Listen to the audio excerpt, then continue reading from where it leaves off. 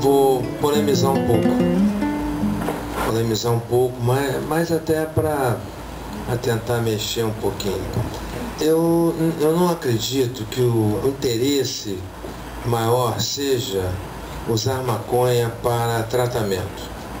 Honestamente, nós sabemos, somos médicos, sabemos que existem remédios para a maioria das coisas que foram citadas aqui. Então, basicamente, não é por causa disso. A questão da liberação é uma questão ligada ao direito individual da pessoa procurar uma forma de satisfação, um prazer. É isso que nós estamos olhando com mais cuidado. Porque, basicamente, ninguém que está aqui, me parece, nesse instante, talvez tenha alguém aí que tenha alguma doença que se beneficiaria com a maconha e está aqui interessado por causa disso. Mas a maioria está interessado por quê? Ou é contra, porque traz algum problema para si ou para pessoas próximas, para seu familiar, ou é favorável porque se sente no direito de ter um prazer, que é o barato, que é chamado subjetivo. Então, nesse caso, é preciso chamar a atenção que para doentes existem os medicamentos e, normalmente, nós devemos procurar medicamentos que sejam industrializados, principalmente em casos como esse que foram citados, no câncer, ou num CTI, ou num AVC.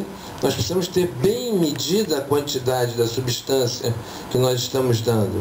Não é assim, fazer um baseado, você não tem ideia aproximada de quanto é que a pessoa está consumindo. O que eu acho que é mais problemático é a impossibilidade de a gente avançar na ciência por uma visão, já que ideologicamente é preconceituosa. Então eu não posso estudar maconha e verificar qual é a possibilidade de eu conseguir identificar elementos que sejam eventualmente benéficos para a saúde, porque existe uma visão diabolizante da droga. Eu acho que essa é a questão central. Enquanto médico, eu também não me sinto à vontade de ver um paciente fumando uma erva com uma série de constituintes lá dentro que eu não sei direito como funciona no organismo, o que eles vão fazer, ainda que aquilo esteja fazendo bem para o paciente. A gente sabe desses benefícios que eles dão, que o Renato mencionou. Isso é algo demonstrado em diversos estudos científicos. Eu mesmo orientei 2 teses, uma sobre na verdade é uma meta-análise, é o que a gente chama de um estudo quando você vai tentar fazer um resumo da ópera, porque em ciência a gente tem esse problema. Tem estudos falando A, tem estudos falando Z, se contradizendo. O artifício que a gente tem é o que a gente chama de meta-análise. É um estudo onde você bota todo mundo na mesma panela e tenta tirar um consenso daquilo, né? E um desses estudos que eu orientei foi sobre o uso da maconha em pacientes com câncer, em quimioterapia, e o outro foi do efeito anticancerígeno da maconha, que ele mostrou realmente em alguns casos diminuir câncer de próstata, faz reduzir alguns tipos de câncer neurológico e câncer de mama também. Agora, o problema que eu acho é justamente esse. Eu acho que é muito incômodo a gente ver uma pessoa tomando uma substância ou consumindo uma substância que a gente não sabe o que raio de mistura tem lá dentro. Justamente porque a gente tem uma ciência que ficou travada pela impossibilidade de a gente avançar na investigação desse potencial terapêutico. Eu acho que é claro que talvez a situação ideal seja essa mesmo, de a gente separar os princípios ativos e falar, não, essa substância derivada da maconha que está num comprimido, ela vai poder ajudar as pessoas com um tal tipo de câncer, por exemplo. Mas isso só vai ser possível se a gente puder pesquisar. Isso não, e na parte que eu concordo com o Jorge, é que isso não é uma banalização, uma liberação geral ou negar os efeitos nocivos de uma substância. Eu acho que todas as substâncias têm efeitos nocivos, a maconha, o álcool é das substâncias mais nocivas em termos epidemiológicos, como o Jorge mencionou, é a droga mais complicada e em termos neurotóxicos ela é mais agressiva que a maconha, né?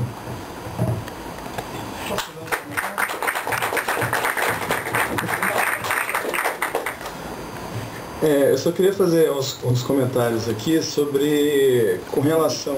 Oi? 5 minutos, tá.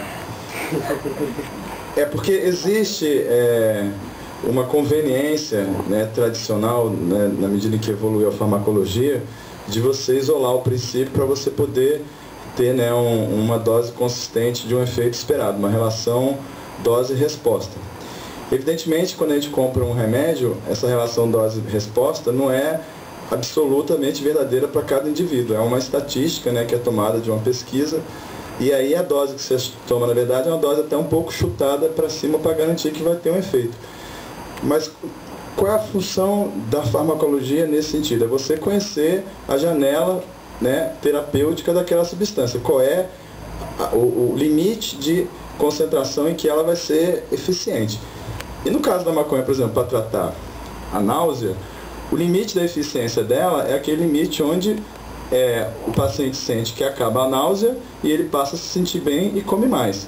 Então não importa saber o valor absoluto, inclusive porque se ele inalar a maconha, ele provavelmente vai ingerir menos THC do que se ele tivesse que tomar uma pílula de THC, porque ele vai poder titular o efeito, ou seja, ele vai inalar, como a estrutura do pulmão tem uma interface com o sistema circulatório muito grande, vai entrar muito rapidamente no sistema circulatório, então rapidamente ele pode sentir o efeito acontecer e tomar uma dose às vezes menor do que ele tomaria se tomasse a pílula, e o efeito vai estar estabelecido. Então não tem porquê, hoje em dia que existe a biotecnologia, que você pode padronizar, né, a proporção dos princípios ativos na planta, ter um preconceito contra o uso de um remédio natural. Não tem que ser industrializado, na minha opinião, porque o que importa não é a indústria, é o paciente, é o que ele recebe, é o que ele ganha com aquilo. Se ele tem a possibilidade de se tratar com uma coisa que cresce movida a oxigênio, sol e água, por que ele vai gastar metade do salário dele ou o triplo do salário dele para comprar em vários remédios separados uma coisa que a natureza botou numa planta só? Obviamente, não quer dizer que o uso tem que ser indiscriminado com qualquer planta. Aí é que entra a necessidade de haver, né, uma padronização. E assim, deixando claro que eu estou falando de uma coisa que já é bem estabelecida, é usada em Israel, no Canadá, nos Estados Unidos, na Holanda, né? Existem já pessoas que estão usando isso, médicos que estão acompanhando isso, que estão receitando, existem estudos clínicos, as pessoas estão se tratando, estão felizes, estão satisfeitas com os resultados, a despeito de não ser industrializado, certo? Então, uma coisa não exclui a outra. E o fato de pessoas gostarem da ideia de legalizar a maconha para usar de forma recreativa não elimina de maneira nenhuma os 5.000 anos de tradição histórica do uso medicinal da maconha, certo? Não dá pé, não tem pé nem cabeça, não tem ninguém que mereça, não tem coração que esqueça, não tem jeito mesmo, não tem dó no peito, não tem nem talvez ter feito o que você me fez desapareça, cresça e desapareça. Não tem dó no peito, não tem jeito, não tem ninguém que mereça, não tem coração que esqueça, não tem pé, não tem cabeça, não dá pé, não é direito, não foi nada, eu não fiz nada disso e você fez um bicho de 7 cabeças. Não dá pé, não tem pé nem cabeça, não tem ninguém que mereça, não tem ninguém que mereça, não tem pé, não tem cabeça, não dá pé, não é direito, talvez foi nada, eu não fiz nada disso e você fez.